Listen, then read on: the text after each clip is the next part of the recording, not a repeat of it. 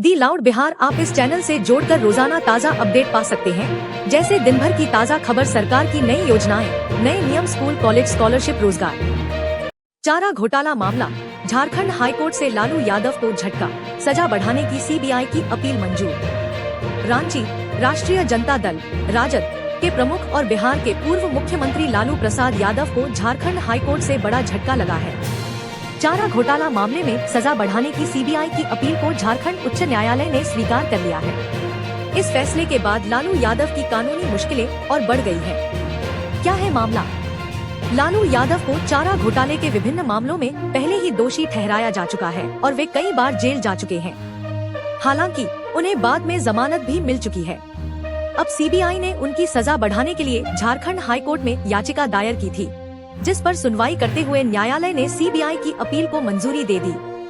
Jharkhand high court का फैसला। High court ने माना कि निचली अदालत द्वारा दी गई सजा में पुनर्विचार की आवश्यकता है और दोष की गंभीरता को देखते हुए अधिक सजा का प्रावधान संभव है।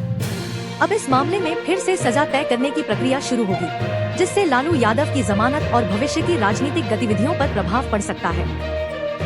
राजनीतिक प्रतिक्रिया। राजद नेताओं ने इसे राजनीति से प्रेरित कदम करार दिया है।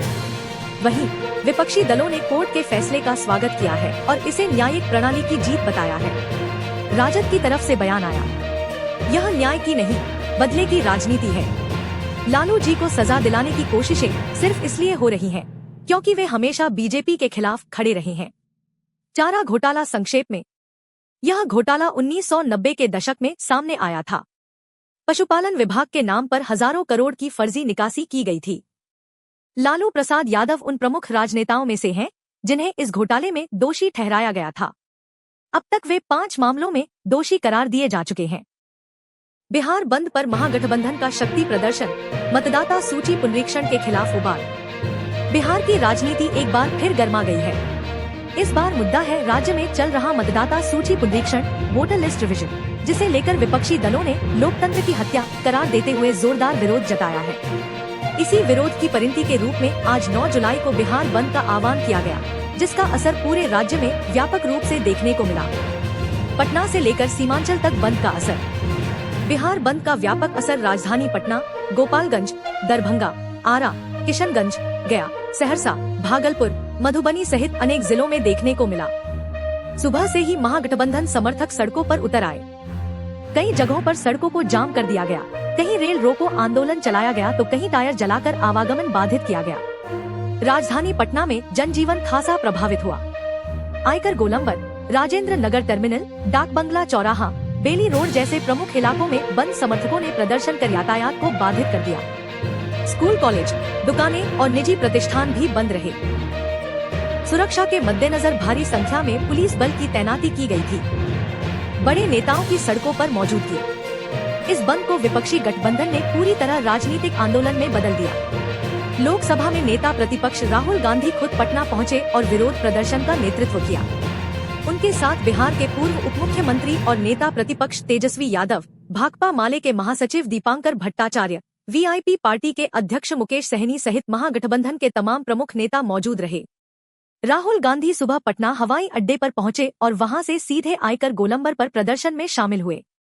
यहां पहले से ही तेजस्वी यादव के नेतृत्व में भारी संख्या में महागठबंधन के कार्यकर्ता मौजूद थे। इसके बाद सभी बड़े नेता एक खुले वाहन पर सवार होकर पैदल मार्च के लिए निकले।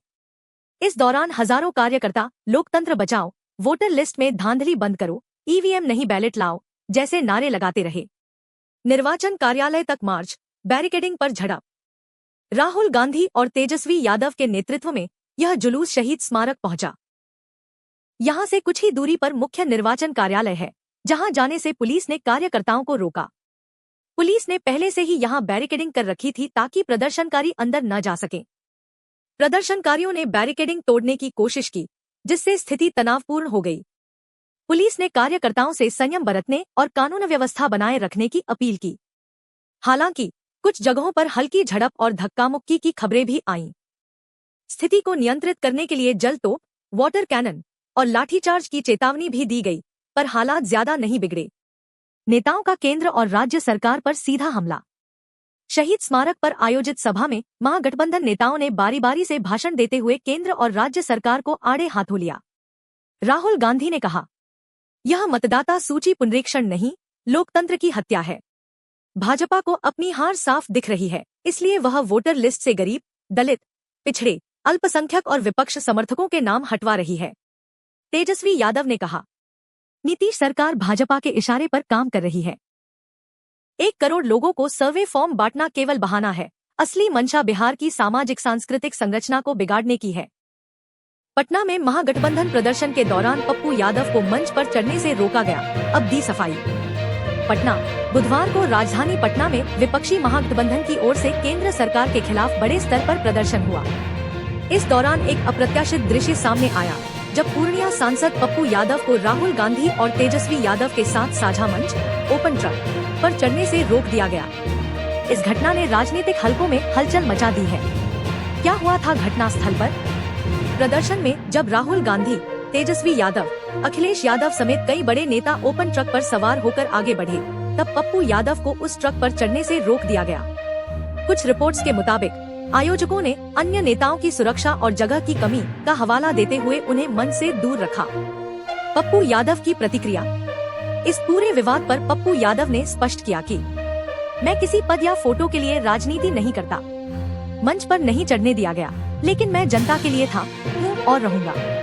अगर मेरा होना तकलीफदेह है तो मैं मंच से दूर ही रहूंगा, लेकिन जनता के दिल में मेरी जगह है और वही मेरे लिए सबसे बड़ा मंच है। उन्होंने यह भी कहा कि मेरा संघर्ष किसी पद या प्रतिष्ठा के लिए नहीं, बल्कि बिहार की जनता के हक के लिए है। अगर कोई मुझे रोकता है तो यह उनकी सोच की परिभाषा है, मेरी नहीं। सियासी संदेश और अटकलें। राजनीतिक जानकार मानते हैं कि पप्पू यादव को मंच से दूर रखने के पीछे संभावित दलीय असहजता या आपसी समन्वय की कमी हो सकती है।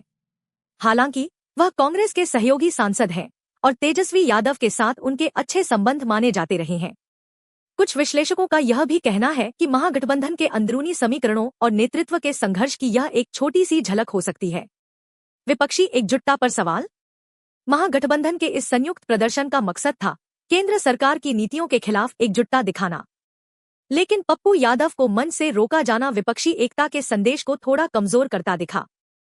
Bihar cabinet meeting update. युवाओं के लिए रोजगार और प्रशिक्षण को लेकर बड़ा फैसला। पटना, मुख्यमंत्री नीतीश कुमार ने मंगलवार को राज्य कैबिनेट की महत्वपूर्ण बैठक के बाद एक्स, पूर्व ट्विटर, पर एक बड़ी घोषणा की। उन्होंने लिखा, मुझे यह बताते हुए प्रसन्नता हो रही है कि बिहार के युवाओं को अधिक से अधिक रोजगार के अवसर उपलब्ध कराने, उन्हें प्रशिक्षित करने तथा सशक्त और सक्षम बनाने के उद्देश्य से राज्य सरकार ने कई अहम फैसले लिए हैं। यह पोस्ट कैबिनेट की उस बैठक के तुरंत बाद आया, जिसमें कई अहम योजनाओं को स्वीकृति दी गई। इनका सीधा संबंध राज्य के युवाओं को कौशल, प्रशिक्षण और रोजगार देने से है। मुख्य फैसले। बिहार स्टार्टअप मिशन का विस्तार। अब ज्यादा युवाओं को इनोवेटिव स्टार्टअप के लिए अनुदान व तकनीकी सहायता दी जाएगी। राज्य में 50 नए कौशल विकास केंद्र खुलेंगे, जिनमें युवाओं को डिजिटल, तकनीकी और व्यावसायिक प्रशिक्षण दिया जाएगा। नवीन रोजगार नीति पर काम होगा, जिससे निजी क्षेत्र में निवेश बढ़ाकर अधिक रोजगार सृजन किया जा सके। महिलाओं को विशेष वरीयता। स्वरोजगार के लिए महिलाओं को लोन और सब्सिडी की विशेष सुविधा दी जाएगी। श्रम बाजार से जोड़ने की योजना। प्रशिक्षण के बाद युवाओं को सरकारी पोर्टल के माध्यम से सीधा रोजगारदाताओं से जोड़ा जाएगा। नीतीश कुमार का विजन। मुख्यमंत्री ने साफ किया कि उनकी सरकार का लक्ष्य सिर्फ नौकरी देना नहीं है, बल्कि युवाओं को आत्मनिर्भर बनाना भी है। उन्होंने कहा कि राज्य में शिक्षा और तकनीकी प्रशिक्षण के क्षेत्र में निवेश बढ़ाया जा रहा है। राजनीतिक पृष्ठभूमि में अहम कदम। राज्य में आगामी विधानसभा चुनावों को देखते हुए यह फैसला महत्वपूर्ण माना जा रहा है। विपक्ष ने रोजगार को लेकर सरकार की आलोचना की थी। अब सरकार ने इस कदम से यह संदेश देने की कोशिश की है कि बिहार में विकास और युवाओं की भागीदारी प्राथमिकता है। संक्षेप में, बिहार कैबिनेट की बैठक में युवाओं के लिए कई रोजगारोन्मुखी फैसले। मुख्यमंत्री नीतीश कुमार का एक्स पर संदेश, प्रशिक्षित और सशक्त बनाना हमारी प्राथमिकता। स्टार्टअप्स, स्किल ट्रेनिंग और रोजगार से जुड़ी नई योजनाओं को मिली मंजूरी।